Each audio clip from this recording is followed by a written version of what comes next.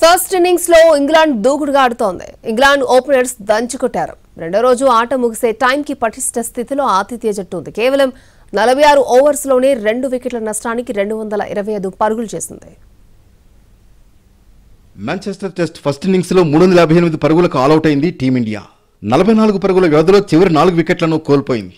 4 వికెట్లకు 264 పరుగుల ఓవర్నైట్ స్కోర్తో రెండో రోజు బ్యాటింగ్ కొనసాగించిన టీమిండియా మరో 94 పరుగులు జోడించి 6 వికెట్లు కోల్పోయింది. నిన్న తీవ్రంగా గాయపడి రిటైర్డ్ హార్డ్గా వెనుదిరిగిన రిషబ్ పంత్ ఇవాళ బ్యాటింగ్ వచ్చాడు. హాఫ్ సెంచరీ కూడా పూర్తి చేశాడు. భారత బ్యాట్స్మెన్లో యశస్వి జైస్వాల్ 58, సాయి సుదర్శన్ 61, రిషబ్ పంత్ 54 పరుగులు చేశారు. ఇంగ్లీష్ బౌలర్లలో స్టోక్స్ 5 వికెట్లు పడగొట్టగా ఆర్చర్ 3 వికెట్లు తీశాడు. వోక్స్, డాసన్ చెరో వికెట్ పడగొట్టారు. ఇక ఫస్ట్ ఇన్నింగ్స్లో ఇంగ్లాండ్ బ్యాట్స్మెన్ దూకుడుగా ఆడుతున్నారు. ఓపెనర్లు Zak Crawley, Ben Duckett half సెంచరీలతో చెలరేగారు. క్రాలీ 113 బంతులు ఎదుర్కొని 13 ఫోర్లు 1 సిక్సర్ సాయంతో 84 పరుగులు సాధించాడు. మరోవైపు బెన్ డకెట్ సెంచరీకి 6 పరుగుల దూరంలో నిలిచిపోయాడు. 100 బంతులు ఎదుర్కొన్న అతడు ఏకంగా 13 బౌండరీలు బాది 94 పరుగులు సాధించాడు.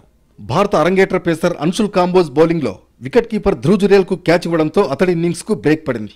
ఈ క్రమంలో బ్యాటింగ్ దిగిన హోలీ పోప్, జో రూట్ నిలకడగా ఆడడంతో రెండో రోజు ఆట ముగిసే సమయానికి ఆతిథ్య జట్టు పటిష్ట స్థితిలో నిలిచింది. కేవలం 46 ఓవర్లోనే 2 వికెట్ల నష్టానికి 225 పరుగులు చేసింది. పోప్ 20, జో రూట్ 11 పరుగులతో క్రీజులో ఉన్నారు.